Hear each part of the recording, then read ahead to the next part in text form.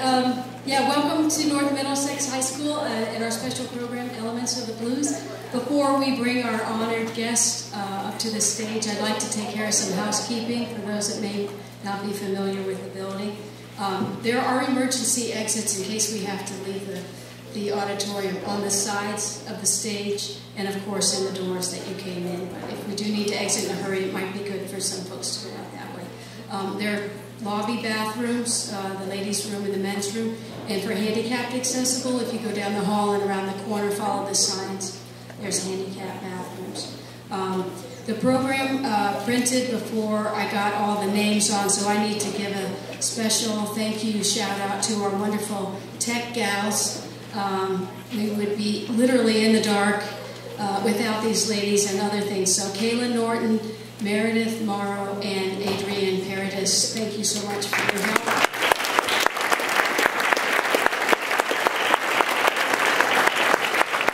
And the service learners that are out in the lobby selling refreshments, thank you for your support. And there are some books, Dr. Sherry's books for sale in the lobby, and you can see one of the students. A little bit about what the program is going to be. It's going to be loose, like a good blues performance, but we're going to start with some music, and then Dr. Sherry is going to enlighten us on his work with the periodic table, and then back to some more music.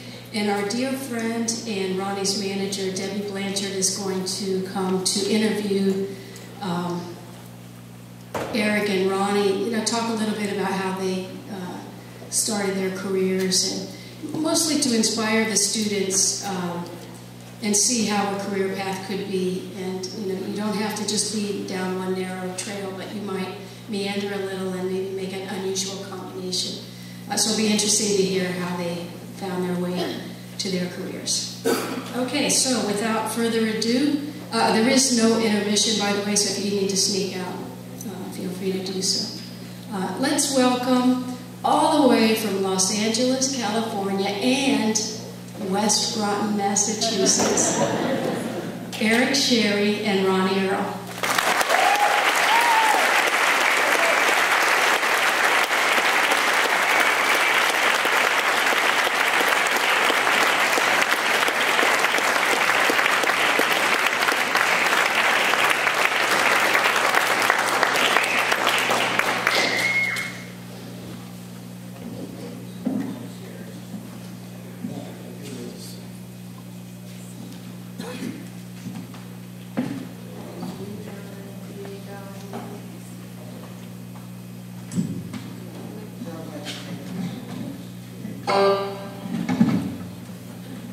Good evening.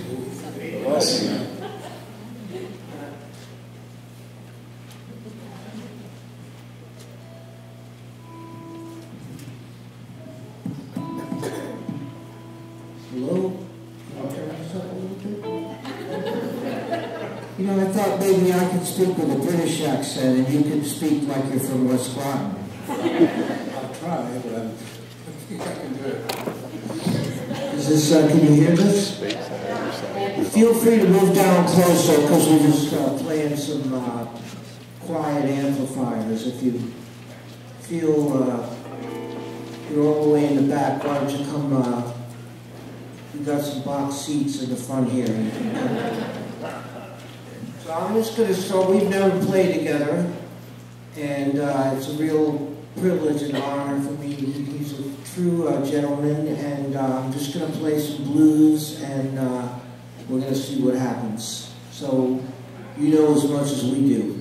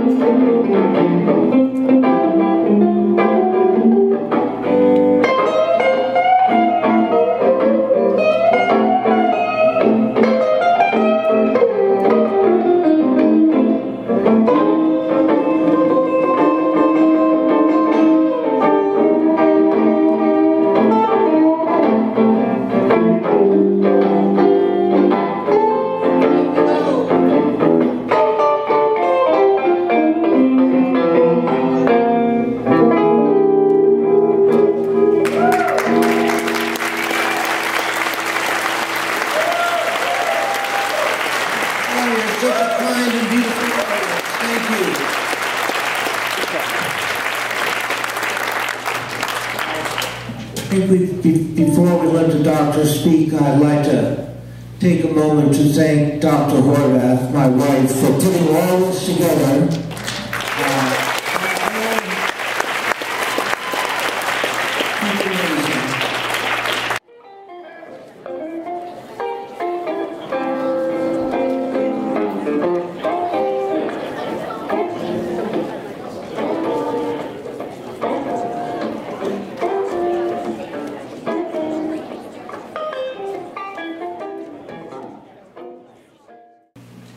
Two.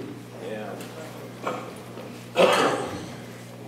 Now that we've got the serious business out of the way, here is the intermission. So, first of all, thank you very much for coming. I understand there was some basketball game or other that was on tonight, so I was told that nobody was going to come. That's pretty good for nobody. Almost a packed house. So thank you very much, Donna, for organising this. This is a dream come true for me. This is the first time I've done one of these. I mean, I've been talking on the periodic table and chemistry pretty much all around the world for many years now. I'm also a blues guitarist, a hobbyist, and this unique opportunity came up which I just had to grab. So let me launch into my talk. You've seen this already. This is how it all started.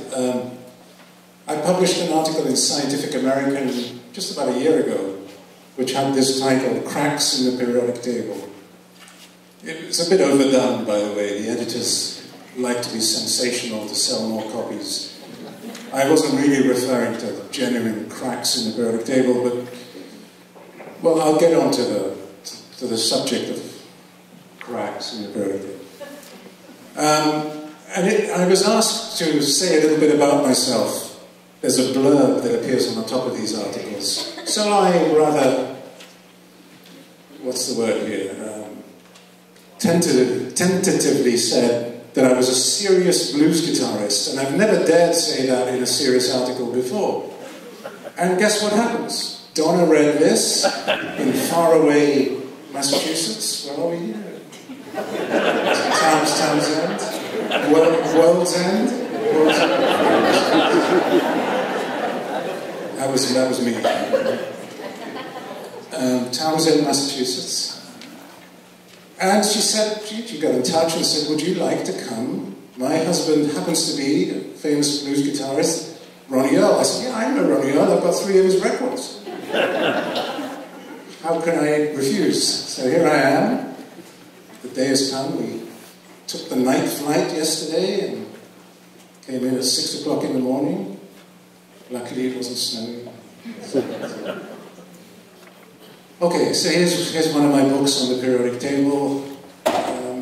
Here are several more. The periodic table. Everybody loves it.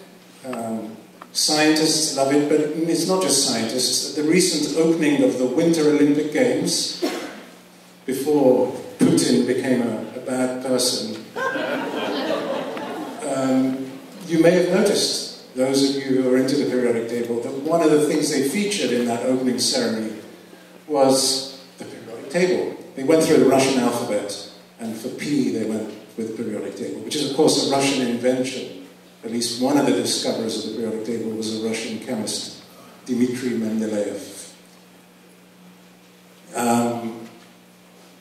French is the official language of the Olympic Games. That's why it's translated into French there. And then the next moment we saw the elements descending and so on from that marvelous opening ceremony.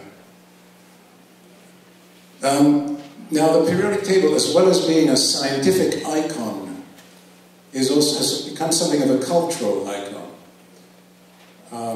More and more people have latched onto it. Artists like the shape of the periodic table.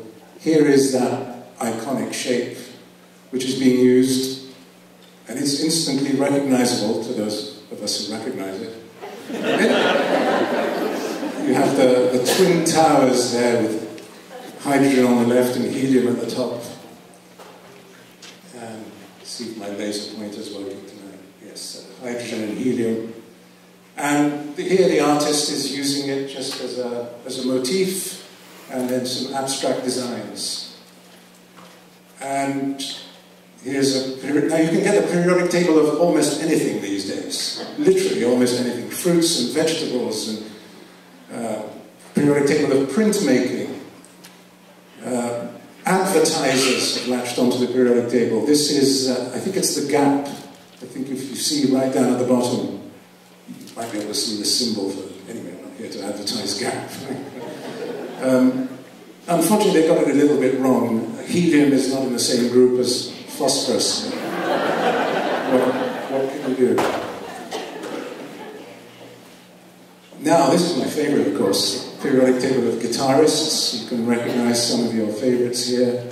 Frank Zappa is in the first period, towards the right-hand side, and Stanley Jordan in the middle, right at the bottom, and many others. Who else can I recognize? Mike Stern, second row on the left there, played with Miles Davis among others, and so on. Chuck Berry, right above Stanley Jordan. I could go on, but I'm here to talk about the periodic table. Anybody else you recognize on there? No? Let's see. T-Bone Walker, where's that? Yeah, he's Rosetta Tharpe. No, that's Chuck Berry. Surely that's Chuck. That's T-Bone Walker. Okay. Okay, now, when it comes to periodic tables that chemists and physicists have designed, there have been literally over 1,000 tables published. And with the advent of the internet, even more periodic tables have been published in all shapes and sizes. This is a sort of a Christmas tree periodic table. And here is a circular or clock-face periodic table. For those of you who don't know, the basic idea of chemical periodicity is that if you arrange the elements in order, and originally it was done in order of atomic weight of the elements, every now and then as you walk through the elements, every now and then you get a repetition of an element, an approximate repetition. It's very strange. Right? And to this day this hasn't been fully explained yet, although there are some good candidate theories to explain this behavior. And so what better way of doing this than through a clock face, which also shows periodicity. You know, you have the number 12 at the top, and you go through 12 hours, and you're back to 12 again. That's the general idea of chemical periodicity. The elements recur, approximately, such that there are some elements that are similar to others. Here is a rather nice periodic table in the form of a galaxy. Here is the coat hanger periodic table, inverted coat hanger. And there are pyramidal periodic tables, and there are, whatever shape that is, hexagonal periodic tables. There are literally over 1,000 of them, all claiming to be better than the previous one and highlighting some property that somebody else hasn't. And we all like to have disputes about which is the better one. And there's a sort of cottage industry of periodic table fanatics who worry about these things. Here is a spherical periodic table. Here is a Christmas tree periodic table. This is the one we were talking about at dinner. Here is a wooden periodic table. What would you call this? Well, periodic round table, as the label says. Here's the elephant periodic table. Here's a really nice one that came out of Time Life magazine, I think back in the 1950s, very striking colours. So the basic idea is that here the elements that are similar are shown in these various segments. So for instance, fluorine, chlorine, bromine and iodine are very similar elements. So this is a very useful tool for chemists. And they can, to this day, predictions can be made on the basis of the periodic table. For instance, when a few years ago, it's now about 20 years ago, it was discovered that there was such a thing as high temperature superconductivity. Superconductivity is the property whereby if you put an electric current into a metal, provided you cool that metal down sufficiently to a sufficiently low temperature, the current can continue almost endlessly. It's a really remarkable property. usually the current will fade in a matter of minutes or even seconds. But with superconductivity, the current has been maintained for about 2 years is the record. Now this usually happens under very, very low temperature conditions. It was discovered that you could do this at higher temperatures, by which I mean about 30 degrees Kelvin, which is even colder than it is around here, a lot colder. So the search was on for compounds that would do this at even higher temperatures, because the higher temperature you can get this to work, the more useful it is. And you wouldn't have to cool things down to these ridiculously low temperatures if it could be done at higher temperatures. And the way that people went about trying to find new compounds was to quite simply look on the periodic table and to argue that if, let's see where it is on here, it's lanthanum, which is hiding somewhere, it's going to be up here somewhere. If a particular element worked, just by looking in the periodic table, you could make a good guess about whether another element might work. And sure enough, it was found that the element yttrium worked not just as well, but even better. So that's just one example of the continuing use of the periodic table. It's not just something that hangs on the wall of a chemistry lab or a physics lab. It continues to have vital importance. And that's why it's the central focus of many chemists, physicists, geologists, biochemists, and many other forms of scientists. Here's a ribbon-like periodic table invented back in 1898. This has been around for about 160 years. If you look on YouTube, just on YouTube, I found some time ago now almost 250,000 hits. That's just on YouTube. And if you look on Google, I found almost 27 million hits, which is remarkable because it's more than relativity theory gets, and it's more than quantum theory, these two very, very important theories of physics that usually get all the limelight. For many years, chemistry was in the shadows of, has been in the shadows of physics and biology. Chemistry kind of sits in between physics and biology. And maybe because it sits in between, it tends to be ignored.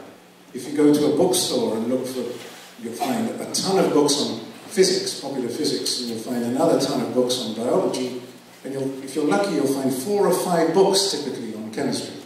This has begun to change, largely as a result of the popularity in recent years of the periodic table and the elements. Okay, so how am I doing with time? How much time do I have? I'm getting carried away here. Keep going. No, that's good. One of the interesting things about the periodic table is that it is not yet in its final form. It's not yet settled. And there are some arguments, disputes, controversies, I think, about precisely where certain elements should lie. And 2 of these controversies concern hydrogen and helium, those 2 elements I pointed out at the beginning, the top of the twin towers in the periodic table.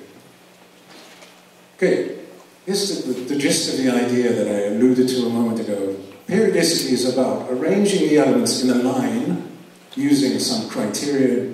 Here I'm using atomic number, the number of protons in the nucleus of an atom. And then I've colored them. The periodic table, of course, is a 2-dimensional array. This is not yet a periodic table. This is a 1-dimensional sequence of elements. How does this become a table? Well, you take an imaginary pair of scissors and you snip the red section, the blue section, the green section, and then you paste the blue section underneath the red, the green underneath the blue, the orange underneath that, and you get the beginnings of a periodic table. There's a complication in that you have to separate hydrogen and helium. If there's time, I'll come back to that. But that's essentially the idea. And what this reveals is chemical periodicity, because the elements lithium, sodium, and potassium are all very similar. They're soft metals, which, if you put them in water, are very highly reactive. Very atypical of metals. Things like iron, copper, and nickel don't react with water. They just sink and they do very, very little. And similarly for the next group, and similarly for the next group. So the periodic table captures that repetition. A brief history of the periodic table in 5 or 10 minutes, if I may. Where you start is fairly arbitrary. You start with the Manchester school teacher, John Dalton, who devised a list of atomic weights for reasons we won't go into here. And this is a famous chart that he published. He used some alchemical symbols for many of the elements, which have now been replaced by 2 letters usually, or 1 letter. And on the basis of these atomic weights, people started to look for relationships among the elements. 2 important relationships emerged fairly quickly. One is called triads, one is called Prout's hypothesis. This is Dobereiner, a German chemist who discovered triads. That is, groups of 3 elements, such as this set of 3 elements, which are very similar. Moreover, the atomic weight of one of them is the average atomic weight of the other 2. In other words, if you add the weight of the first one and the weight of the third one, right, about 7 and about 39 makes 46. Divide that by 2, you get about 23. Right? And this is a very suggestive relationship. It cries out for some deeper interpretation, which for many years didn't even exist. Dobereiner discovered other such triads. For instance, chlorine, bromine, and iodine behave in that way. Using more accurate values now, you can see that the average of the top number, chlorine and iodine, comes to 81, and that's close, not exactly the same, as the actual weight of the middle element, which is bromine in this case. And it happens again for that next triad, and the next triad, and the next triad. The second important thing that was noticed, this is before the periodic table had actually been discovered. Right? This is leading up to the periodic table. The second thing is this Scottish physician, William Prout, looked at lists of atomic weights and noticed something fairly obvious. You'll see that most of these are whole number multiples of the weight of hydrogen. Hydrogen is the lightest, it has a weight of 1. Most of the others are a whole number of times that 1. So he made the obvious conclusion. Maybe all the elements are made of hydrogen, are composites of hydrogen.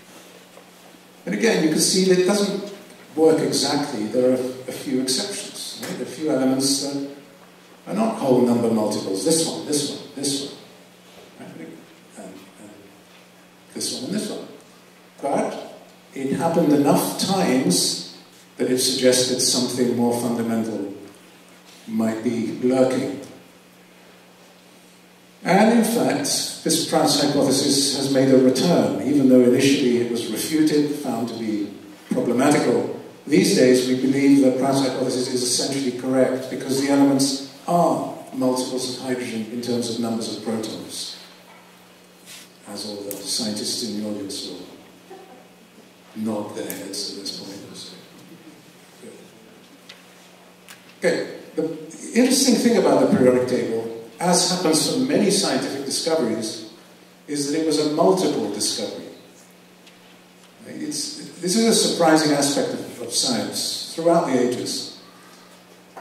We read in the books that one person heroically discovers something and gets all the credit, and they're immortalized and the stories are repeated over and over again. But in fact, what often happens is that 2 or 3 or 4 scientists arrive at the same discovery in a matter of sometimes weeks, sometimes a few years. This is a very good example because the periodic table was discovered by at least 6 people over a short space of time. The very first discovery was by a Frenchman, Alexandre-Émile Béguet de Champourtois, who arranged the elements in a line. He wrapped this line around a metal cylinder, and then he noticed that if you look down a column, you begin to see the familiar groupings: lithium, sodium, and potassium, magnesium and calcium. Beryllium should be there, but it's slightly off. But this is the very first periodic table. So the world's first periodic table was in fact 3-dimensional. And on the right is the actual periodic table, the model of this form of periodic table. A London chemist, Newlands, also discovered a very respectable periodic table, and here we can make an analogy with music, because Newlands himself made an analogy with music. Newlands announced this as the law of octaves, meaning, as in the case of the musical scale, which repeats after 8 notes, in the case of chemistry and the elements, it also seems to repeat after 8 elements. Now, actually, for Newlands, this was a bit of a mistake to make this analogy, because when he announced this at a conference in London, British chemists, being what they were at the time, or maybe still are sometimes, ridiculed the idea, and somebody got up and said, well, you might as well order the elements according to the first letter of the alphabet, first letter of each of their names. In other words, this is a crazy idea. Why are you even suggesting that there should be any relationship between music and chemistry? And he wasn't suggesting that. He was just using colourful language. But he was right. There is a relationship. At least there is the analogy that every so often there is a repetition, and the repetition happens after 8 elements. And here's a nice diagram which tries to bring this out. This is Newland's table. A Danish chemist and mineralogist who actually came to the United States at an early age. He was a political refugee. At the age of 21, came to the US, and he discovered a very elegant periodic system, which he displayed in this fashion, like the spokes on a bicycle wheel, in which we can recognize many of the familiar groupings. And then there's this guy, William Oeming. He looks a little bit like a famous Hollywood actor. Anybody see a resemblance, or is it just me that sees? Duval. I was thinking of someone else, but maybe Robert Duval as well. Robin Williams is very good.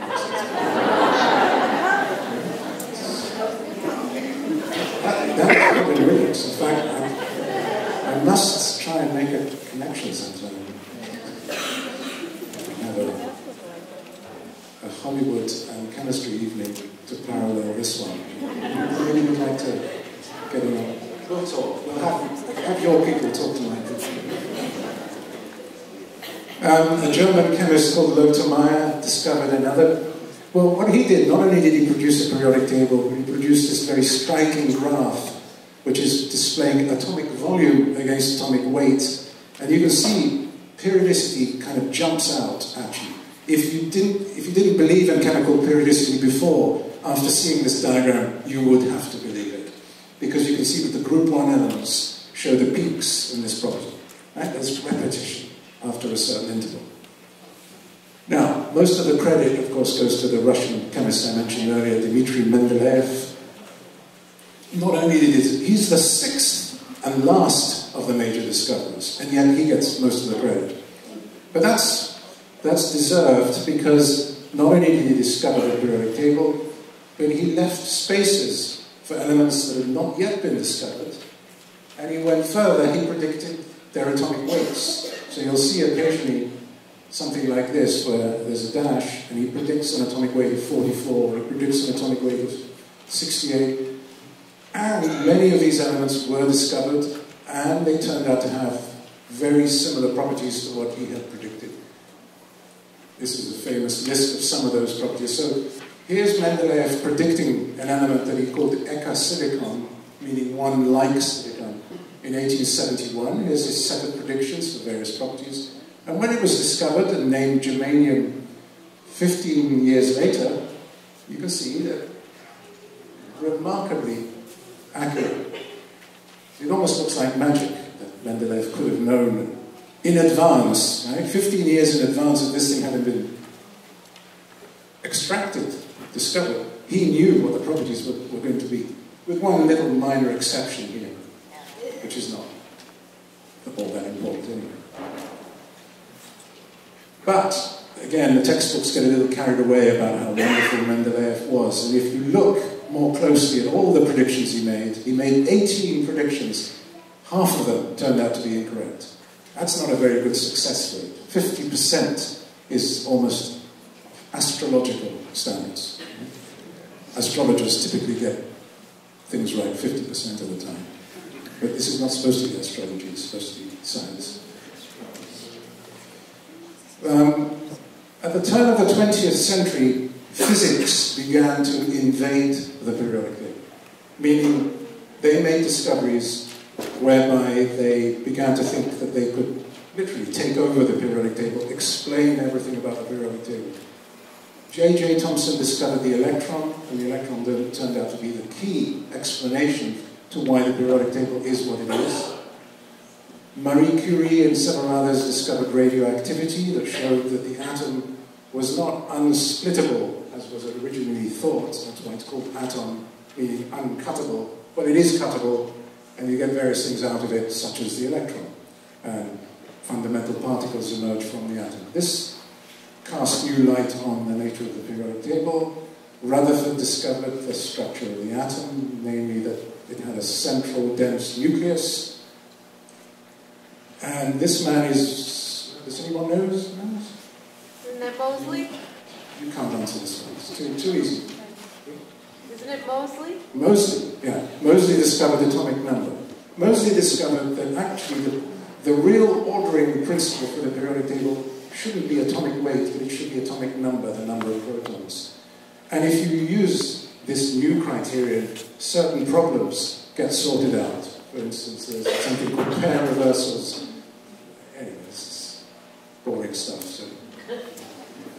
Niels Bohr imported quantum theory into the structure of the atom, and the electrons were assigned to various electron shells, and Wolfgang Pauli discovered the fourth quantum number, and then anyone who studied high school chemistry or beyond has been subjected to this kind of thing where quantum numbers are assigned to electrons. And again, I'm just going to... Okay, there are really three forms. There aren't thousands of forms of it, but there are really three, when it boils right down.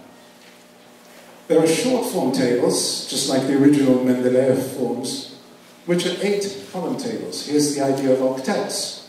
Right? The law of octet. There's a repetition after 8 elements. Then there are the medium long form tables, which is the most familiar one. There is the hydrogen and helium, the twin towers, as we're calling them. And then you'll notice that in this form, this thing at the bottom seems to be disconnected. In fact, it's not disconnected, and it's only shown like this because if you included that in its correct place, the periodic table would be too wide and it would stretch all the way to about there. So what's usually done is to relegate those elements, which include the rare earth elements, as they're called, which these days are very important for geopolitical reasons. There's another lecture there, which I will give right now. You get this thing. So this is the long form periodic table, which is in a sense the most correct, because instead of having these elements as a sort of footnote, these are placed in their correct place, which turns out to be there. You have to open up the periodic table between groups 2 and 3 and insert all that in there. And you get this. Hydrogen is a mysterious element in that it doesn't seem to know where in the periodic table it should sit. It's traditionally placed in group 1, one of the twin towers, but it's also been placed here in group 17 because it forms an H- ion. It accepts one electron, just like these elements accept one. It's sometimes allowed to float majestically above the periodic table because of not being able to decide where it should go. Right? And for other weird reasons, some people have even placed it there in the period. Where should hydrogen be placed? Then there are issues about where helium should be placed. And then there are issues about where lanthanum, actinium, lutetium, and lawrencium should be placed. Well, here's one suggestion that I've made to try and resolve this. If you use triads, instead of using atomic weights, you can use atomic numbers, and now triads become absolutely exact. Because if you look at the chlorine, bromine, iodine triad, bromine has got exactly the average atomic number of these two. 17 plus 53 divided by 2 is exactly 35. Similarly for all the other triads that work. So if we try and maximize such triads, we might be tempted to move hydrogen to there. At the moment, hydrogen is not sitting in a triad. Right? 1 plus 11 is 12. 12 divided by 2 is not 3. But if you move it to there, it now becomes part of a triad. So, my suggestion has been that it should be moved there. This is a periodic table in which not only has that been done, but the periodic table has been sliced there, and we begin, because we like to start with 1 in the top left-hand corner, we can keep on doing that if we now do this. What about helium? Helium is debatable, because it seems to be like a noble gas, because it's completely unreactive. On the other hand, helium has 2 outer electrons, which suggests it should go in the same group as elements with 2 electrons. So, am I taking up too much time? No? So, here's one way to do this. You can actually move helium to be in the group with elements that have 2 outer electrons. And then something rather interesting is sometimes done. That is, we slice the periodic table here, and we take this entire block and put that entire block to the right-hand side, and we get this very elegant left step periodic table. Which, by the way, has the additional advantage that now all the periods repeat. 2, 2, 8, 8, 18, 18, 32, 32. In the conventional table, the first period does not repeat, which has always left people wondering whether that was correct or not. So in this table, everything repeats. Nature is completely regular. But the price to be paid is that chemists don't really like the idea that helium should be grouped with these metals. Helium is completely unreactive. And so there's a sense in which helium really does belong in this, a chemical sense. So this highlights the tension between chemistry and physics in these matters. Then there are debates about group 3 elements. Some periodic tables you'll see scandium, yttrium, lanthanum, and actinium. Other periodic tables you'll see scandium, yttrium, lutetium, and lawrencium. Is there a fact of the matter? Is one more correct than the other? I believe that it is, because again, you can make a perfect triad out of these elements, but not these elements. If you try and make a triad out of this, it's way off. It should be 57, but it comes out to be 64. Whereas with this, it is perfect. Okay, let's see. And that's it. I thank you for your patience. And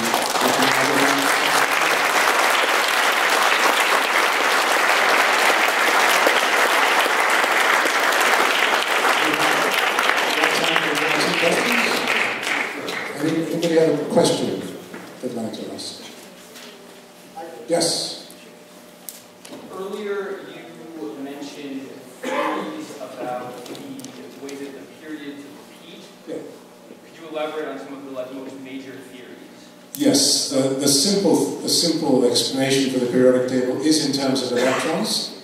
And as you probably know, it is that elements that belong in the same group do so because they have the same number of outer shell electrons. It comes out of quantum theory. So when Niels Bohr started applying quantum theory to electronic structure, it became clear that that was the reason why certain elements fall within certain groups. And that's why it's interesting to look at cases like helium, because according to physics, helium should be in group 2. According to chemistry, it should be in group 18. Now, does physics explain chemistry? Yes and no.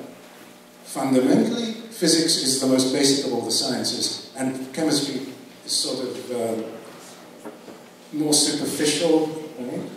Just in the same way that biology is yet more superficial to chemistry. Biology depends on chemistry, sociology depends on biology, and so on. This is the question of reduction. Sorry, I've gone off in a complete tangent. Yes? Good evening. Welcome. Two questions for you. One question is, we talked about Mendel's table. Why is he standardized on that one table if there are so many tables out there? What is it about that table that causes us to latch onto that one?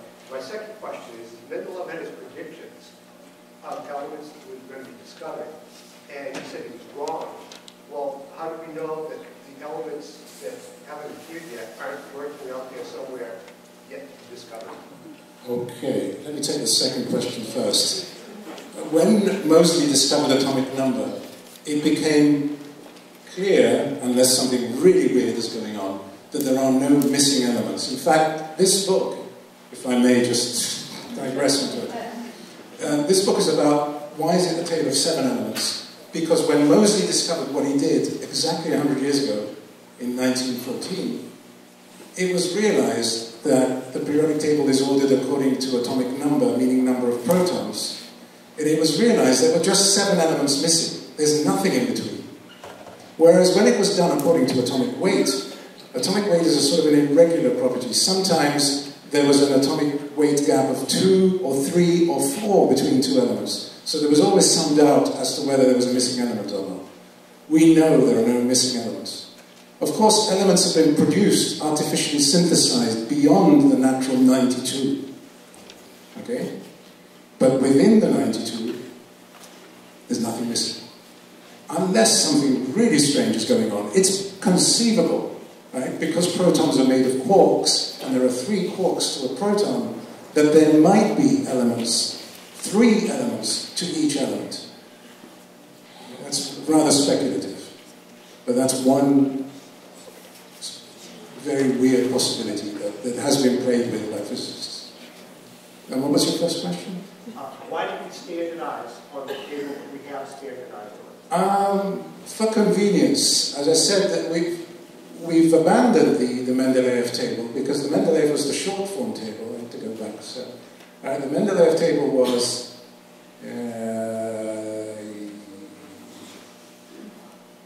that one.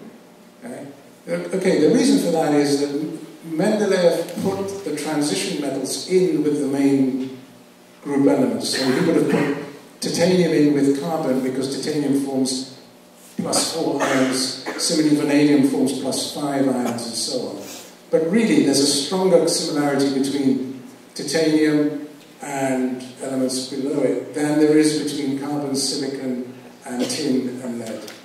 So you get a better account of chemical periodicity by making that separation.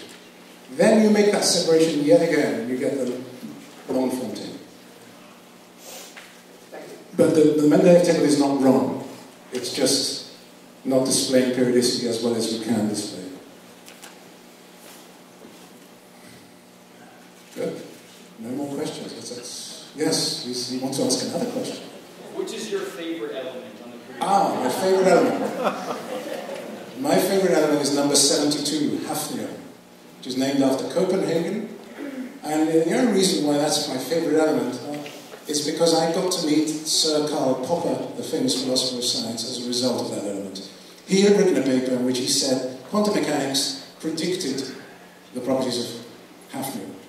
And I knew that this was wrong because I happened to work with an advisor on my PhD who gave me certain papers that showed me that in fact it was his father, my advisor's father, who had suggested to a couple of scientists where to look for hafnium. So Popper was wrong. I wrote Popper a letter and said, as politely as I could, "You're wrong." And I put my phone number on there. This was some 20 years ago when people still used telephone. And he called me and he left a message on my answering machine. I was living in London, he was living in London. He'd gone into hiding and he was in his 90s. He said, "I want you to come and discuss this with me." And I had the most amazing experience of sitting with Karl Popper, and he kept me there for 3 hours and told me about when he was having a conversation with Einstein, when he met Wittgenstein, and so that's why hafnium is mine. Because as a result of hafnium, I met Karl. Thank you.